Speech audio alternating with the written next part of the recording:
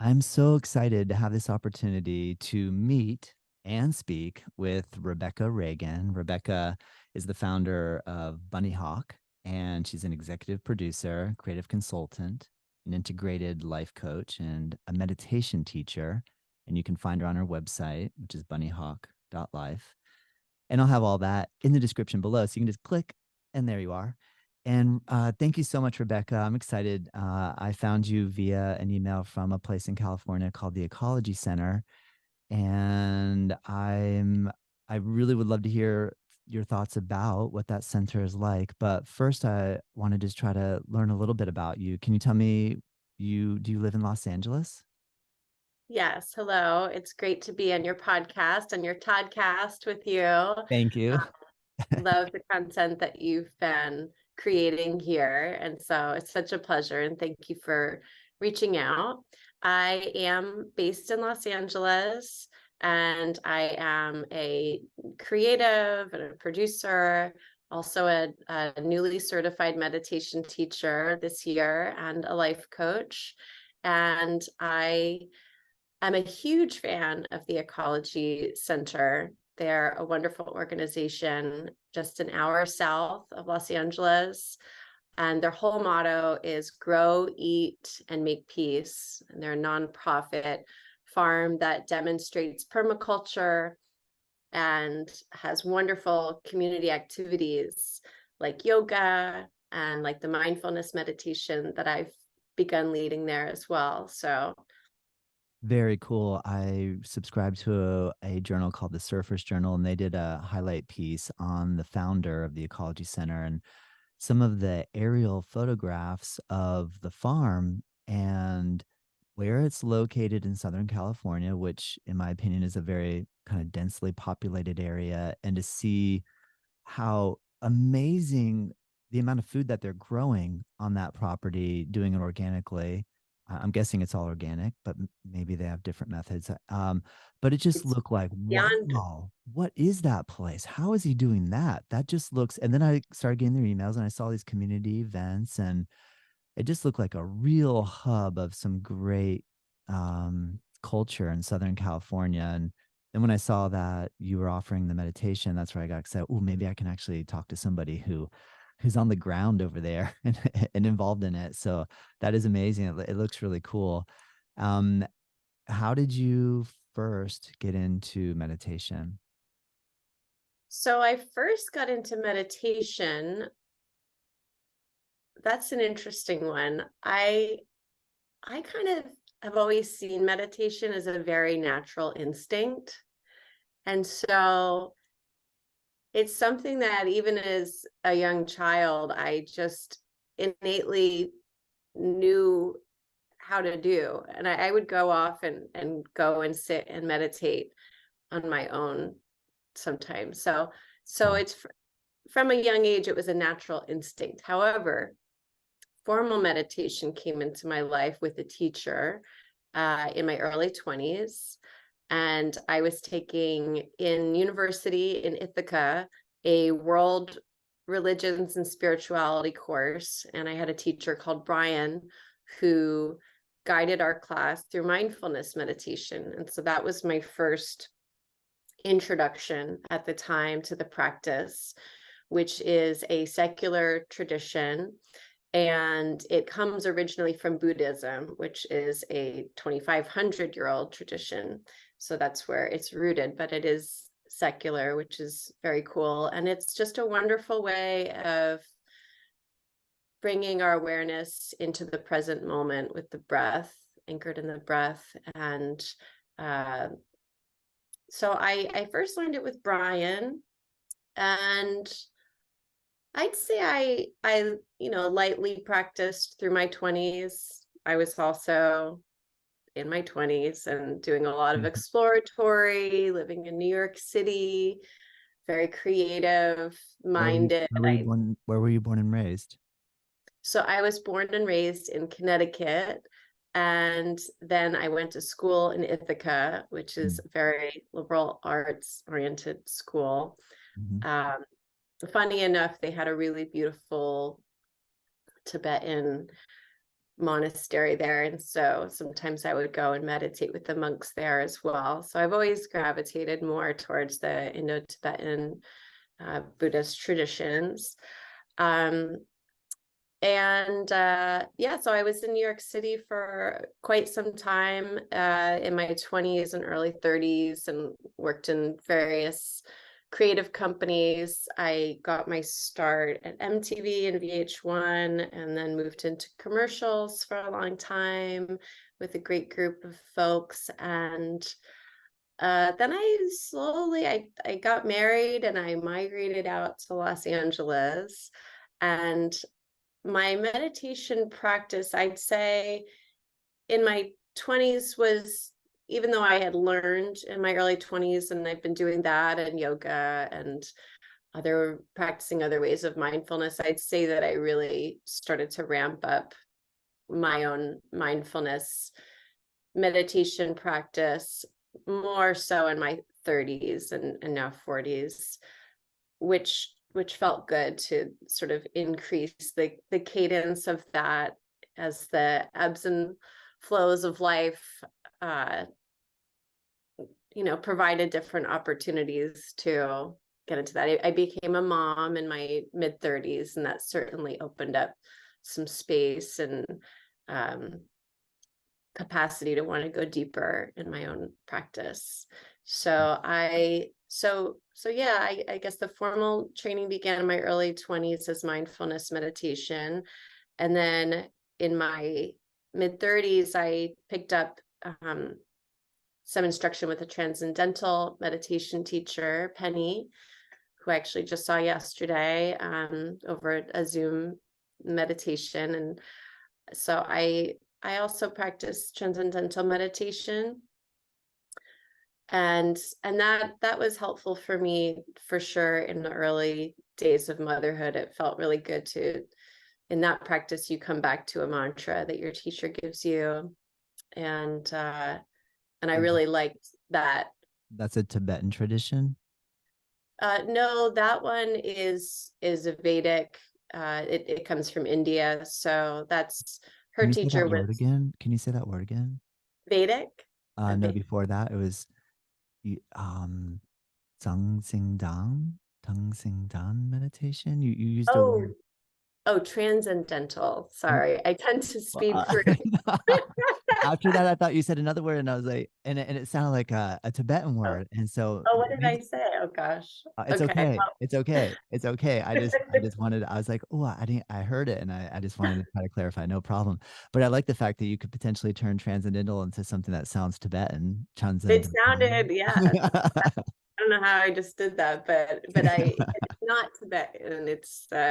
It comes from India, and her teacher was Maharishi, who the Beatles studied with and is known there. And so yeah, so I've loved sitting with Penny. She has a great laugh, and they called Maharishi the giggling guru, and I certainly see the evidence in her as a teacher. So she's one of my meditation teachers as well. And then more recently, I decided to get a certification as a meditation teacher. And with that, I went back to my roots of mindfulness meditation. And I got certified by Dharma Moon and the Tibet House. And it's a lovely program. It was 6 months, and it felt like a nice homecoming for me, and a good punctuation. And I just felt ready to be in service to passing along the lineage and creating more joy through meditation by being able to help facilitate that learning for others. Had you taught any meditation prior to taking the certificate training, like formally or informally? Well, I maybe informally for sure. I mean, I taught my son. He meditates with me since he was 3. And so he's been meditating with me for 5 years. That's a more mantra-based meditation practice that we have. The mantra that we use is an old Buddhist mantra, Om Mani Padme Hum, which is all about the jewel is in the lotus that comes from the mud, it springs from the mud. So it's all about human and spiritual connection is what that mantra is generally about, although you could study that mantra for many, many years and still be uncovering the meaning of it. So something about mantra and meditation practice is that we always like to keep a beginner's mind. And I very much embrace that. I hear ya. That's amazing.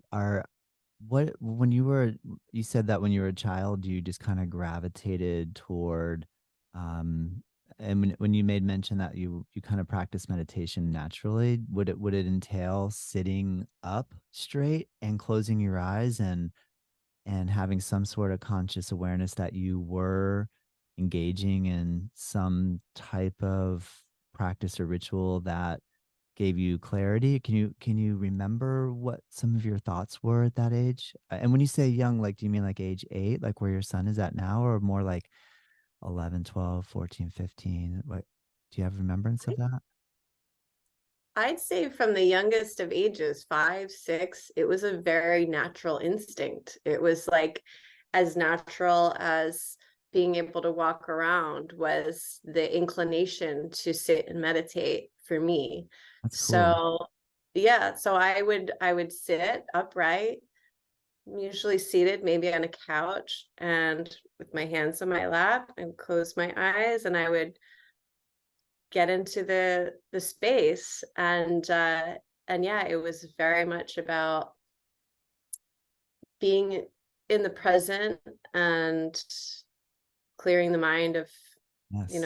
thoughts and yeah, it's always been a more natural instinct for me, but it was really it felt like a real homecoming to actually have a meditation teacher who went through some of the principles of the ancient tradition and fine-tuned of the aspects of, say, for mindfulness meditation, we don't close our eyes all the way. We soften our gaze, so our eyes are lowered, but we're still in the room when we practice mindfulness meditation, versus when I'm sitting in transcendental meditation, I will all the way close my eyes and I will return every once in a while, as my teacher says in a very charming way, to the mantra, which in that tradition, we never speak the mantra to anyone. We just keep that to ourselves.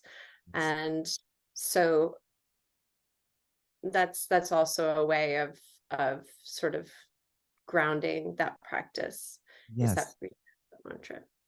That's cool. When you were in Ithaca and you had access to, you said the mindfulness based meditation, was that something that stemmed from the MBSR, the mindfulness based stress reduction camp, or was it Hmm. from a teacher that, are you familiar with that term, the Uh, MBSR?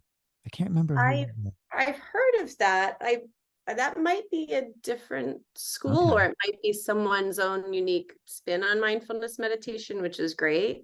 I think it is. It certainly does reduce stress Yeah. and create Yes. more space for equanimity and non-judgment. Uh, but mindfulness meditation um, it does come from Buddhism, which is the 2,500-year-old practice, and so that's very much about creating awareness in the present moment. Um, and so for sure, it absolutely mindfulness can really create a wonderful space for a new lens on areas of life that, at least for me, I might think that, oh, do I have a problem? And then I go and I meditate and I realize, oh no, maybe that was a blessing. Oh, good That's not a point. problem. That's a great point. I mean, that is true alchemy, to be Yeah. able to turn anger and resentment into, oh my gosh, that's actually, I kind of needed that. I needed someone to say that to me, or I needed to be. That is so challenging, though. Do you have anything going on in your life currently? And this might be too personal, and I'm totally open to changing the current the question here. But do you have anything going on currently that you've had to utilize that exact principle or idea, like a stressful situation lately where you've you've had to reframe the context of the experience? Sure. Well, I mean, on a personal level, I completed a divorce last year in 2022. And so, as you can imagine, a life event like a divorce, all sorts of topics come up and feelings and things you need to process, or and then the transition itself and moving from, that space of marriage more into mediation and then into collaboratively, and for us co-parenting. I'm sure there were absolutely moments where having my meditation practice uh, absolutely assisted me in understanding what my own next steps were from a most compassionate place. And when you said anger, the word anger, I like to think of at least meditation practice for me, if things like that arise, feelings like that arise, what a meditation practice helps me to do is in those moments, if I feel that, I like to think that I can be more like a lightning rod that takes that hit or has that hit and manages to then transmute and ground that and Good cultivate analogy. more of an inner peace, just to kind of diffuse that, not to, um, it's a very natural feeling, but behind anger is often sadness. And so once you can move through those layers, and then behind sadness, you can get to the heart. And then within the heart, there's gratitude. There's gratitude and joy and understanding in all of life's lessons.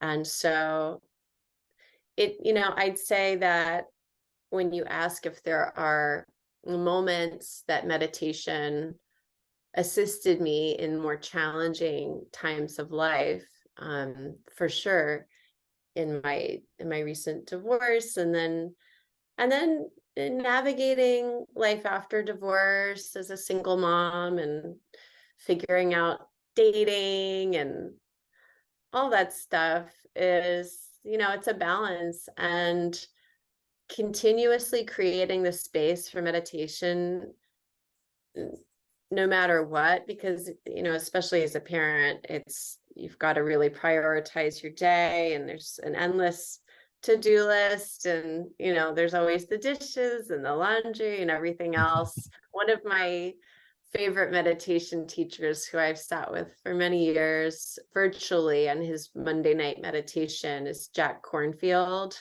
Well, I'm so happy you're saying this. Keep going though, because I know which book you're going to mention. Yeah. So he wrote the book, After the Ecstasy, the Laundry. Love it. When I saw that title, I was like, I have to read this book. Like that title says it all.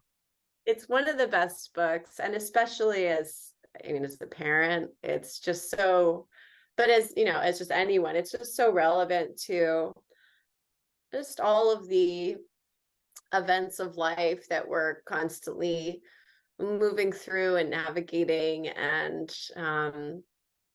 anyway, it's a deeply appreciated book, and Mm. he's a wonderful human being and meditation teacher. And and his organization Spirit Rock is just incredible. So So I happy to highly meet somebody. recommend Yeah, anyone who, what's that? I'm so happy to meet somebody that's actually studied with him because I've heard so many great things about Spirit Rock and but I haven't actually met somebody that's had direct contact with studying with him. So I'm so happy to, anytime I look up to somebody and appreciate the work they do in writing, you just always wonder, is there a facade and or is it real? And so when I hear somebody like you saying he's great, I really enjoy being practicing with him. I love hearing that. It's reassuring. Yeah, well, he actually offers every Monday through Spirit Rock Monday night meditation, and it's a rotating group of teachers, and he's one of them, and then there are many others. And so, yes, I have had the pleasure through remote Zoom and other online. They've had a number of online streaming um, tech platforms over the years that have helped people stay connected. And I'd say, oh my goodness, if another one of our great collective challenges and hurdles that we all had to move through was the years of COVID and everything around that.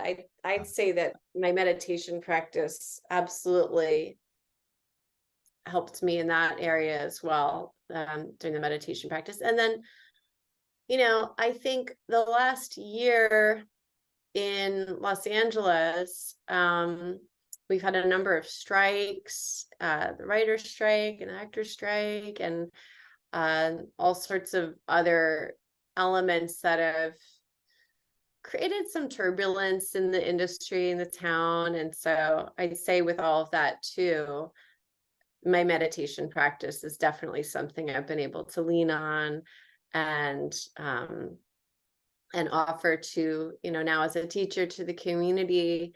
And so it's just such a joy. And I really do believe that when we can create this space for daily practice, that we can very much so, we've got a lot of, there's the yin yang, which is much of what my Bunnyhawk is about. It's about that yin yang and that balance. And we've got quite a few yang elements, if you will, in the world. Things like war, things like global climate change, all sorts of big things that are out there and that we need to absolutely create awareness about. And I do believe that when we can find the space to cultivate our own practice of our own, cultivate our own inner peace, that's a very, very important element of the yin qualities that I do believe help to offset and create more balance. And so it's just the older I get, the more important this is for me to have my daily practice and meditation. I also enjoy tea, and I have I actually studied for many years in tea. And at one point, actually, I had a tea startup that I had to put a stop to during COVID and my divorce, but I am actually going to be reviving that next year and looking to create a space in Los Angeles for tea, meditation, mindful art, and event practice. So I'm looking forward to that. I'm doing that with a friend, a partner who will work on that with me. That's so Um, cool. I yeah, When you said tea, I just couldn't help. I can't help but that's so cool because I don't meet people that really talk about tea very often. Like having passion for tea. And that's so cool yeah, because you're right. I mean, it is a beautiful thing, like hot tea. And there's no, I mean, it's safe. and it's gentle, and it's a great way for people to like actually sit together and do something together and maybe have conversation. I wish I made some tea actually right now that you say that. Do you have tea going? Do you got a cup of tea there? I do. I do. I actually have tea from one of my favorite companies and a dear friend who has this company. It's called Numi Tea. It was started by a brother and sister, and Ahmed Rahim, who's one of the co-founders, is a friend of mine. So I'm drinking that in my little rabbit moon ceramic cup, and Nice. and so I've had that going. But yeah, Is your rabbit moon ceramic cup artwork that you had designed, or is that a cup you found and you went, cool, there's a bunny? I've always loved the rabbit moon myth. It's comes from Japan, the rabbit and the moon, and Can you it's tell me all about around that? the autumn harvest festival. I was actually there for tea several years ago, In and I Japan? in Japan in Wow. Kyoto, and I stayed in a monastery with monks, and I was there for autumn harvest moon, and I spent much of that time meditating. And at this monastery they had tea planted as well, so it was really a very sweet solitary experience. I was there traveling on my own, and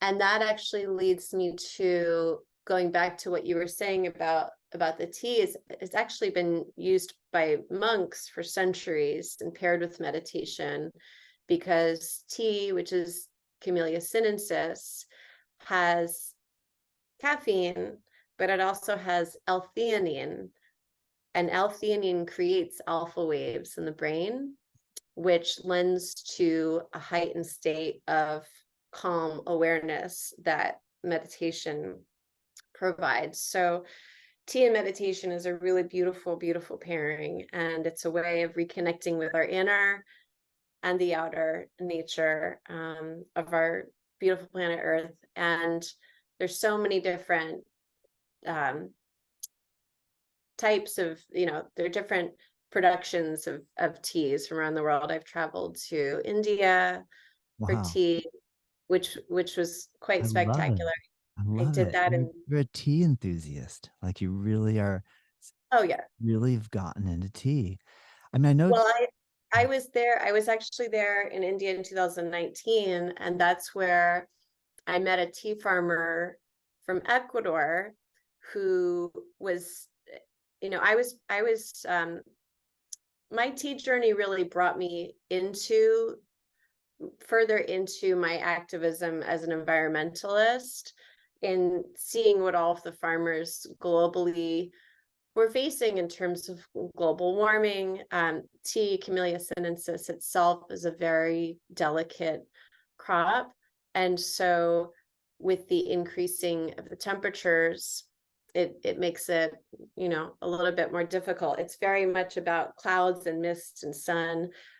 So anyway, when I was in India, I met a tea farmer who actually became my partner in a nonprofit foundation that I've been working with a group of folks on launching, and we're going to start our first fundraising for soon, and that one's called Amazon Healing, and that's helping farmers in the Amazon rainforest region to convert their farms to organic or beyond organic. And actually that brings me back to Ecology Center, because you had mentioned earlier, you were asking about their practices, but they are beyond organic. So they're in Can you explain permaculture. that? I haven't heard the term beyond organic. And is this a permaculture idea? Well, let's see. How do I explain that? I'd say the Ecology Center folks might need to best explain that, although I have been involved in, there's an organization called Kiss the Ground, where I shared an office with them for a little while. And I was part of their advisors group for several years. And that organization is all about regenerative agriculture, explaining the importance of composting, of ground cover, of really caring for our soil and the health of the soil. So permaculture is very centered on biodiversity and nature as an ecosystem. So in our modern agriculture for scale, we have in many cases gone to a monoculture, which definitely creates efficiencies, but it isn't necessarily the way nature works, nor was intended to work. And so though it can provide an accessible way to feed large amounts of people, and do things efficiently, permaculture really brings us back to the core elements of work and how important a biodiverse ecosystem is, and um, and the importance of creating healthy soil. So even in a lot of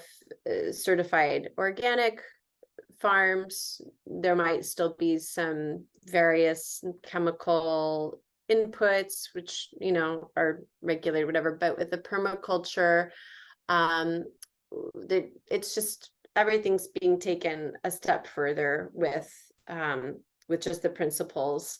And actually, the father of permaculture was from Japan and traveled around the world, um, and it's actually Ecology Center is really a living demonstration of how permaculture can be implemented. And they, I've gotten their farm box. I even during COVID, I was driving down, getting their farm box. They've just been so instrumental um, here in Southern California in creating more awareness on whole ecosystem and balance. And now with their mindfulness program, with the yoga and the meditation, it's just next level. Oh, and the most exciting news that I was just so stoked about was, Yeah. so when I saw the yoga, I said, well, hey, I'm happy to teach mindfulness meditation. They said, well, that's great. I hopped on the phone with them and they said, funny thing is we just got a geodesic dome that we're going to be building and it'll be ready by the springtime.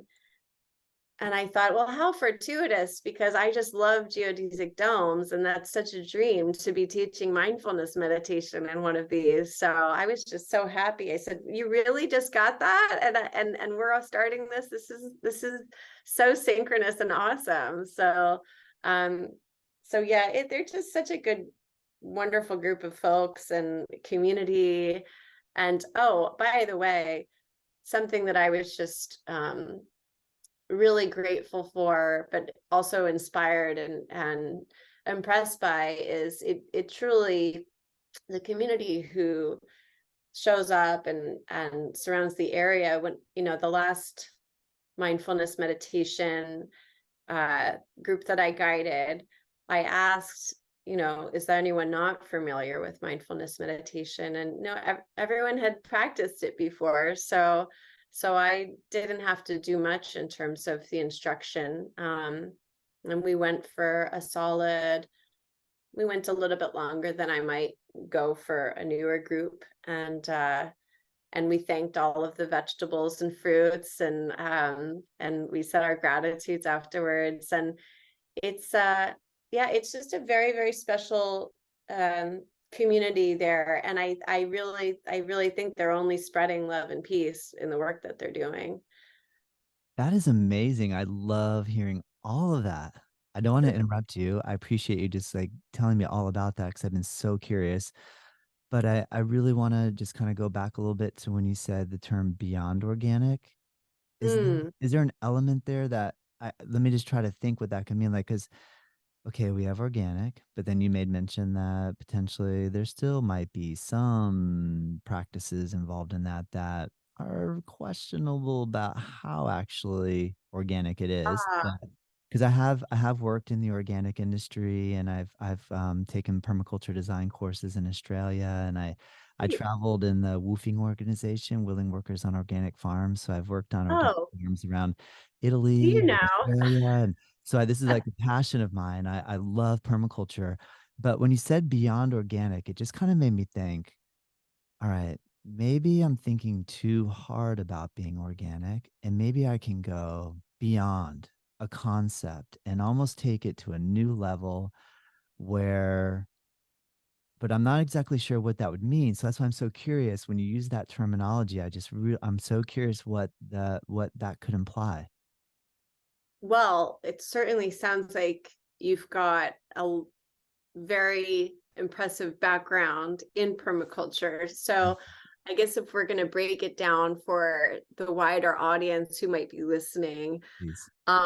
I would, how can I diplomatically? I guess I could say that You can not be diplomatic. I'm not worried no, about I it. like being, I like Okay. being diplomat. I like being diplomatic because listen, uh, Yes, we need yes, everyone to be we do.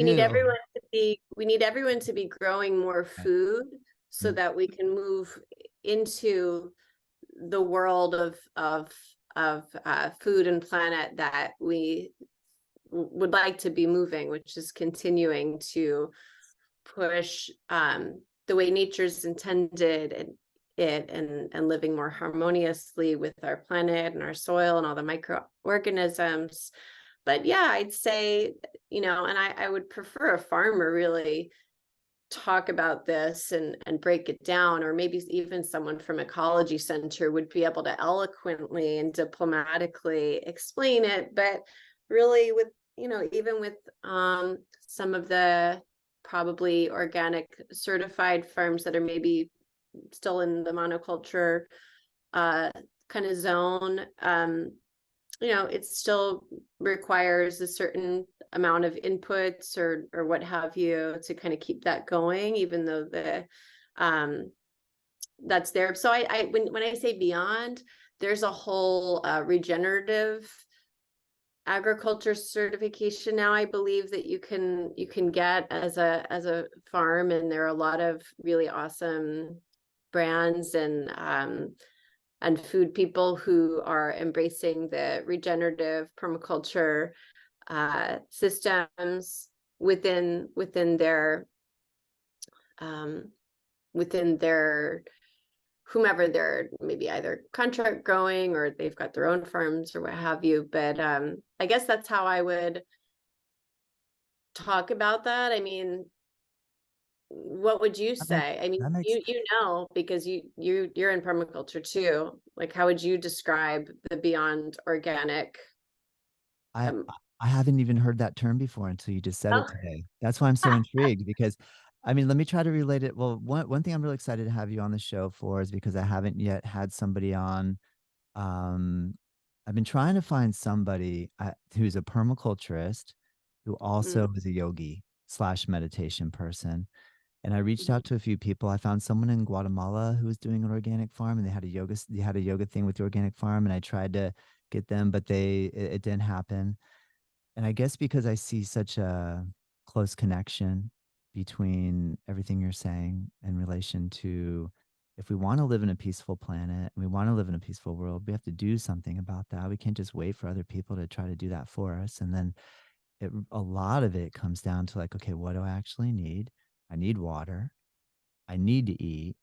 And then the shelter and clothing thing, yeah, I need that too. But the food and water is like so big. It's a big piece. And then you start going deeper into that. And then, yeah, you start finding like, wow, how am I going to do that? And what type of methods am I going to use? And then the actual process of trying to grow food without barriers such as chemicals and poisons and all that stuff is very challenging because as soon as you get like an infestation of crickets or cicadas or something that come through, I mean, your whole thing is just wiped out. So, I mean, it is a very challenging thing to do.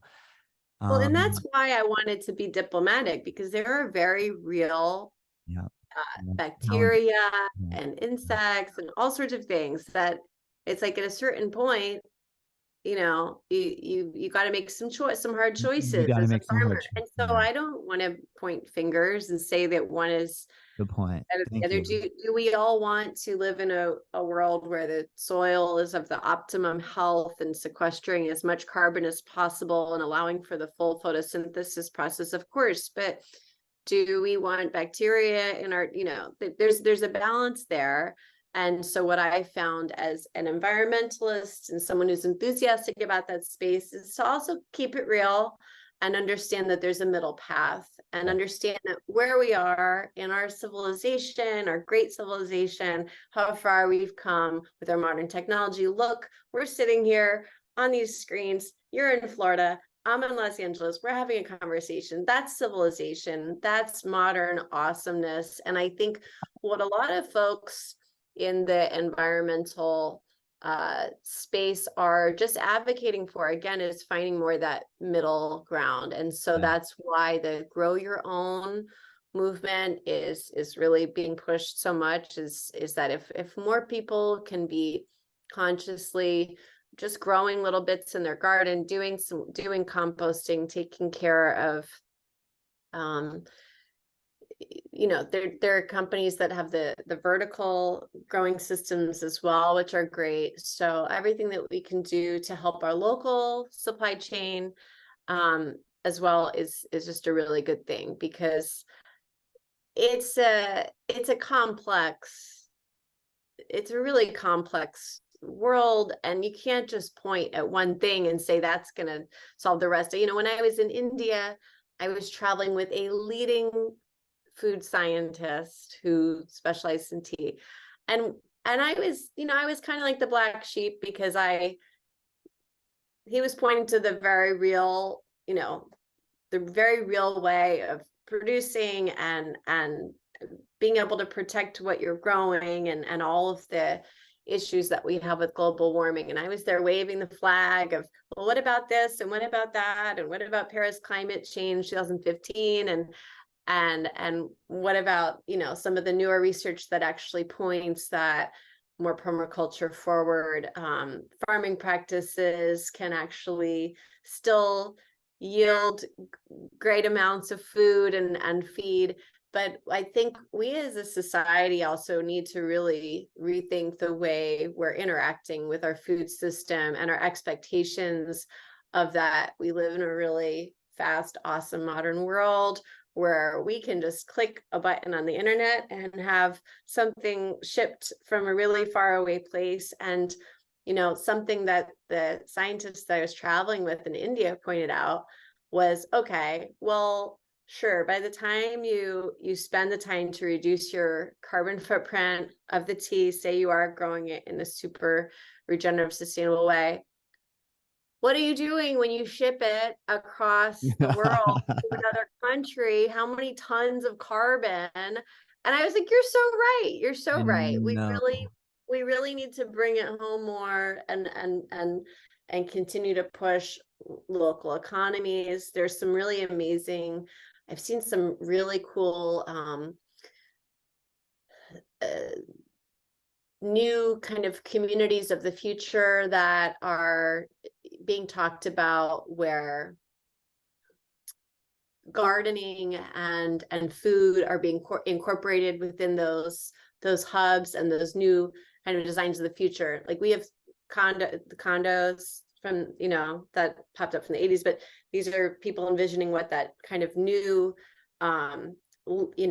multi-family living system might look like, and a lot of those are incorporating growing, and which is exciting. So again, that's why I really do think it's very important to be really diplomatic and take a big look at the whole system and not just point a finger at one place, because oftentimes we think it's just one thing, and then there are a number of other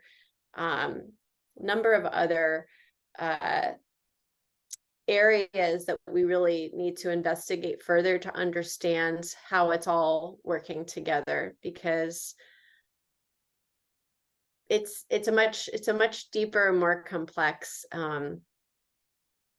set of layers of issues. But the most, for me is that in, bringing it home to the meditation, cultivating presence, cultivating daily practice and inner peace, the more we're able to do this and slow down from our hyper connected, super fast,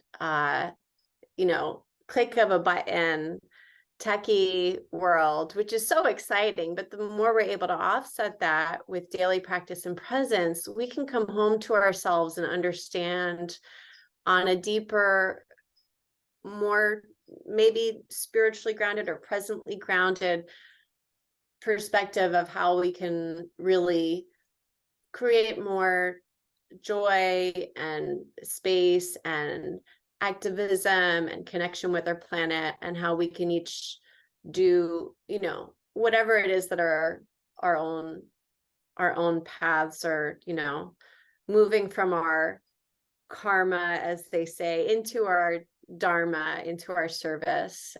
So cultivating that presence in those daily moments really help, at least for me, aid me in understanding where it is that I can let a little more light in and be in service to the planet and the people and our overall well-being.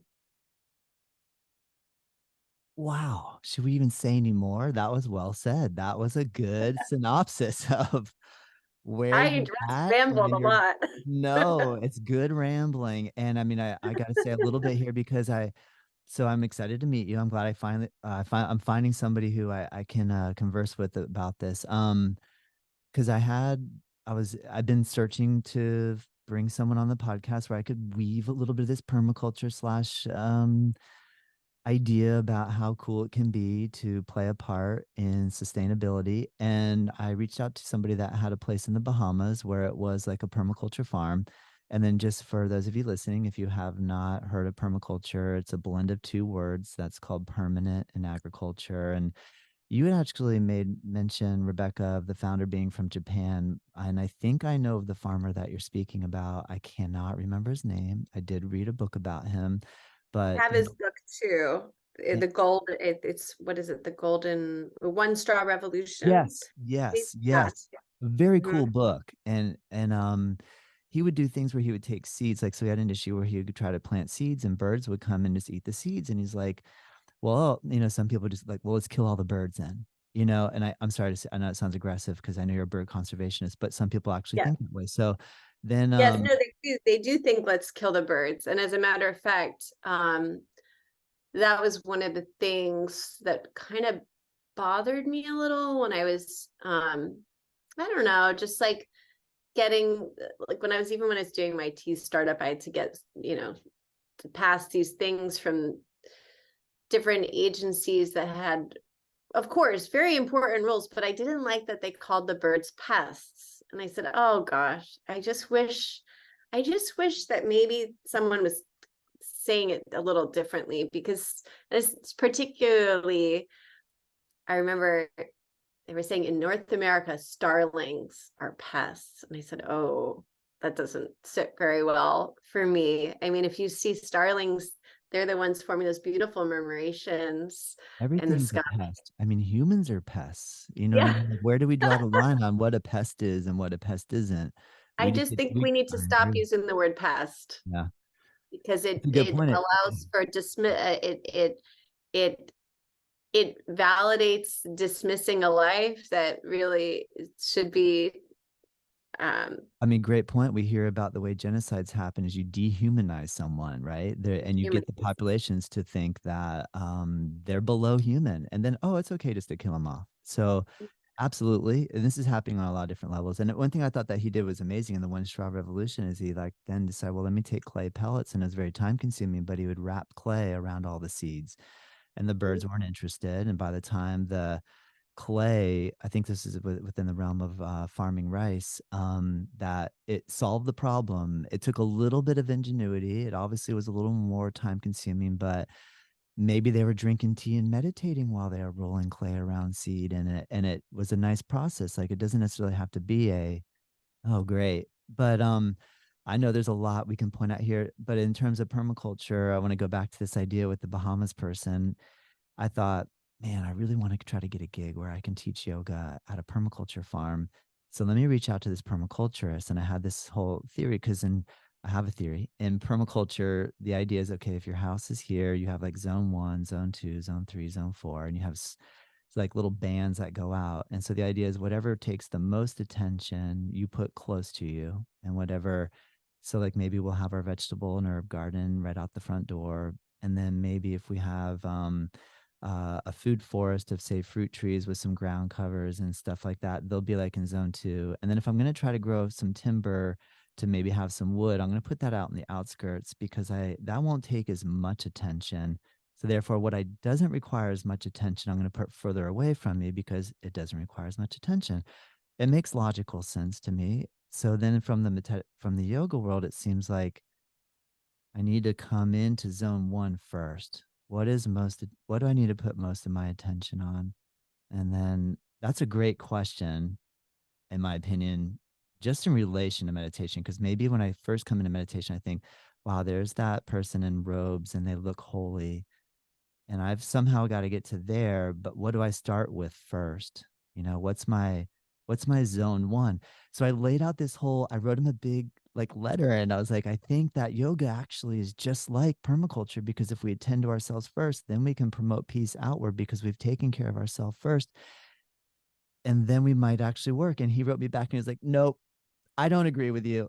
I don't care about yoga or meditation. I was like, ooh, shut down. I was like, all right. And so I don't know. I just thought I had to share that story with you because I like that you're thinking similarly. So thank you. Well, it's Let a me, it's a yeah. whole it's a whole system way of thinking. And I love the way you just broke it down in that permaculture, you are planning and you're being very practical in where you're planting, but you're also thinking about the way the whole system is working together. And it does mirror aspects of life when we're working in harmony with nature, and it does echo things like yoga practice. What I was going to say is that also reminds me very much of when I'm going through with, say, one of my life coaching clients. I work very much in the wheel of life principle. So that is looking holistically at all the areas of life and understanding on a deeper level, helping to connect the dots for the client in the way that one area might be actually impacting another, where they think that their target problem area is, say, career.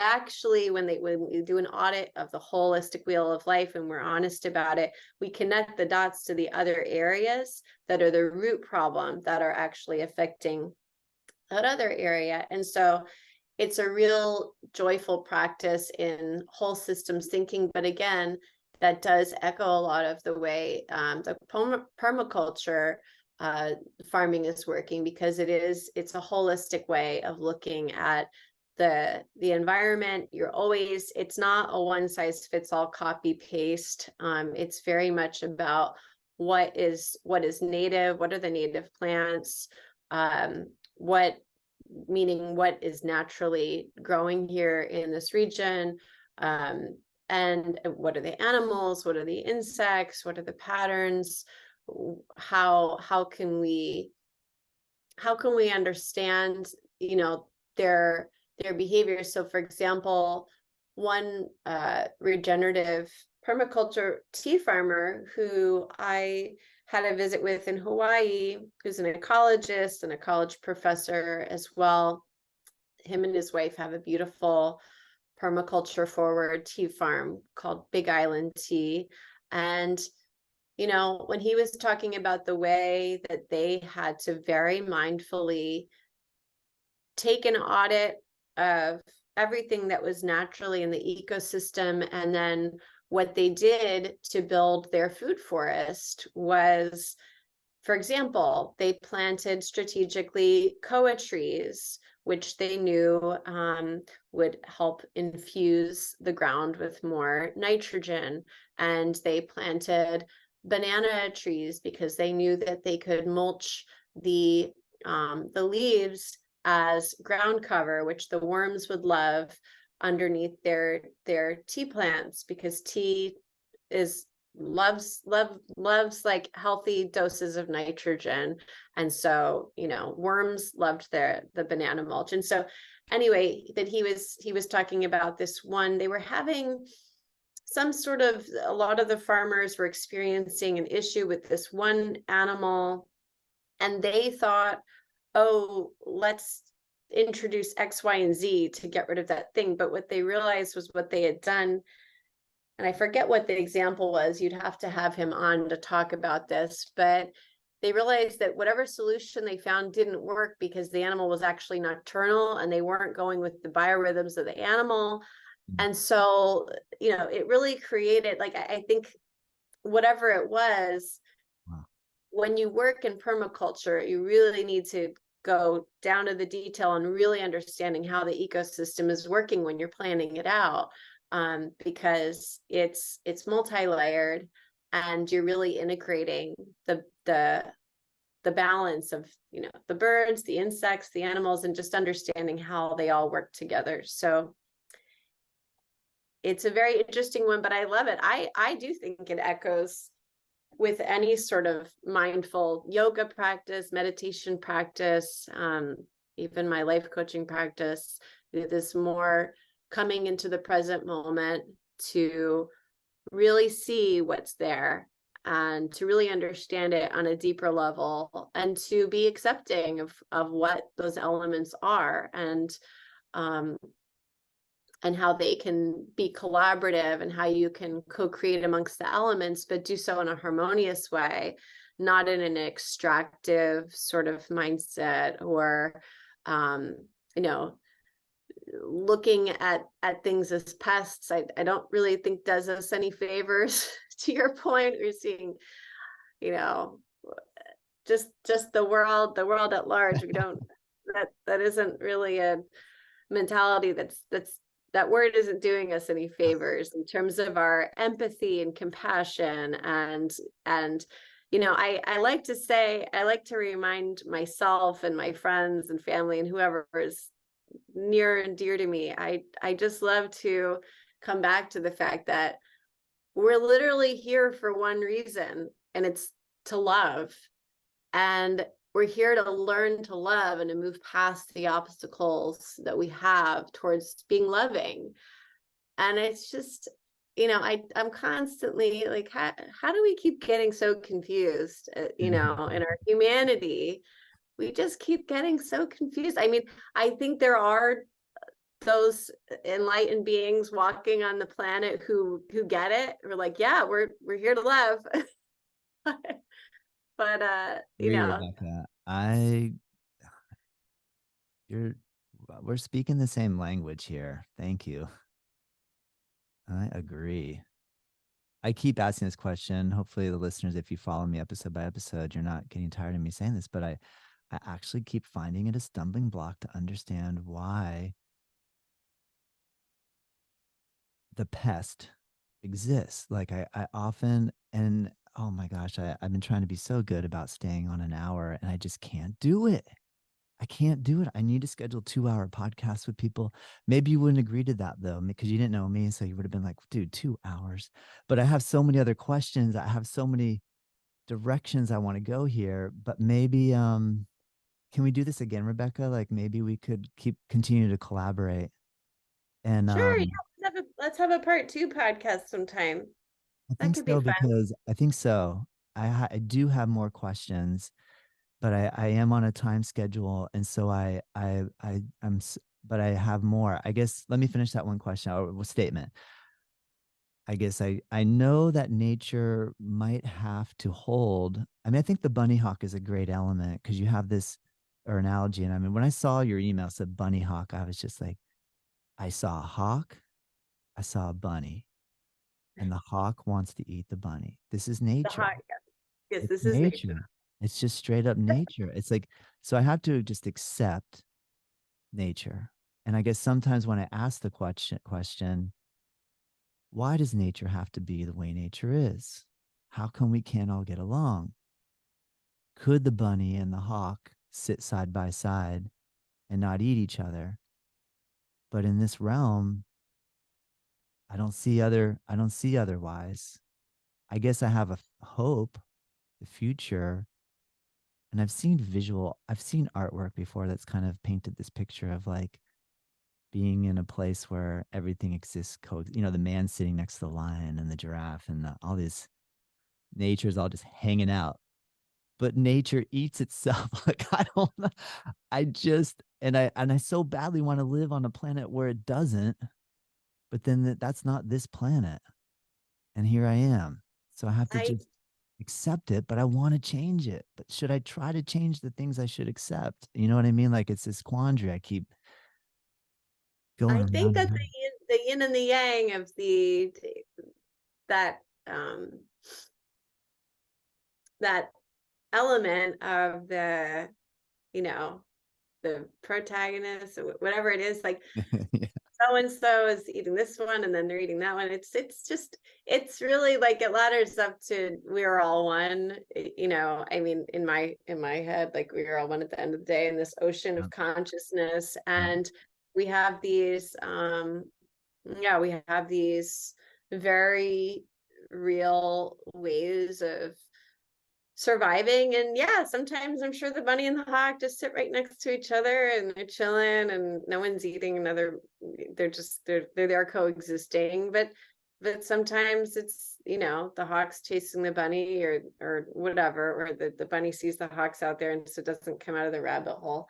And it is very much about that yin and yang. And I think that a lot of our what we're moving through in terms of our human existence is that sort of radical acceptance of just the way that this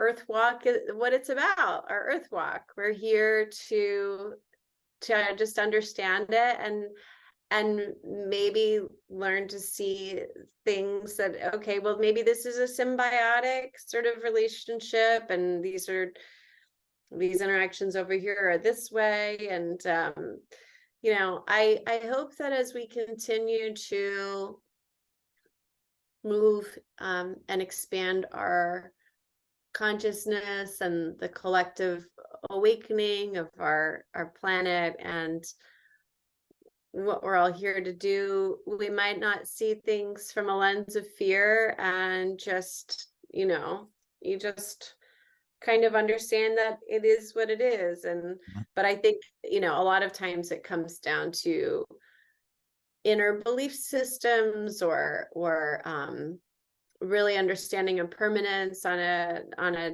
deeper, more loving level of just accepting it, and knowing that this is the human form. And I mean, at least for me, is I very much see myself as a spiritual being living like a human existence. And so things like the bunny hawk, I just embrace. I think that's part of why it's my name. I'm like, that's cool. Like that's, yep, there it is. It's like that's just what we're doing here.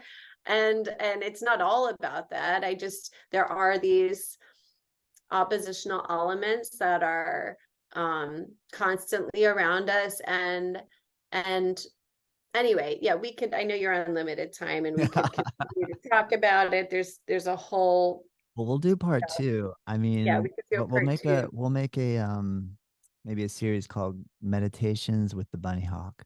And Ah, yeah, that could be fun. I Yeah, why like not? it. I love it. Your name, like right away when I saw that name, I was like, oh my gosh, she's interesting. I have to talk to her. Like it just so good job. Kudos Oh, on your creativity.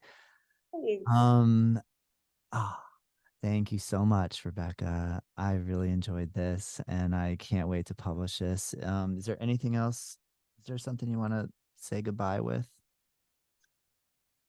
I mean, there's no goodbyes, but you No, I know, mean, just I guess I'll leave um leave whoever's listening with just a big thank you if you made it this far into the Yeah. podcast. Thanks for listening, and Thank thank you. you Thank for you. having me on. I've really enjoyed the conversation and being able to toggle between mindfulness and ecology and creativity and all these other wonderful aspects of life is just a joy. So thanks again for being such a great host, and till the next time.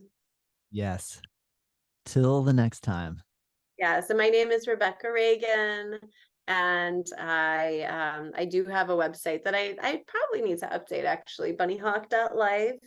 I also have a personal a bio website, rayonthebay.com, I'm gonna write that down. BAE. Write that down. Rayonthebay.com is it's my sort of bio site, and that has some of my other projects on creative projects on there, as well as some of the producing work that I do. But yeah, it's been such a joy, and I hope that anyone in Southern California will, as we started out in the beginning of the podcast talking about the Ecology Center, please go visit the Ecology Center. They're a wonderful living example for feeding communities and doing so in harmonious and very conscious way. And again, thank That's you for that's an having this podcast. oh, thank you. Thank you. I love doing this. Is that in Irvine? Is Is it the Costa Ecology Mesa? Center in Yeah. Irvine? It's San Juan. I always mispronounce the name. It's San Juan Capistrano, but their website is theecologycenter.org, and their motto is grow, eat, make peace. And I'm just, at the website, but they are in business to shift culture, curating ecological experiences for everyone, and providing creative but also achievable solutions for thriving on planet Earth. And they have a number of feasts and musical activities and yoga and meditation, and it's just such a wonderful, wonderful, wonderful community. And so their address is 32701 Alapaz Street in San Juan Capistrano, California, which is just an hour south of Los Angeles. And they are certified by the Regenerative Organic Alliance, which is a thing. So I should have inserted that earlier in our conversation when we were talking about beyond organic, but I probably should have used the word Regenerative Organic Alliance. Cool. So, and they're a nonprofit, which is super cool.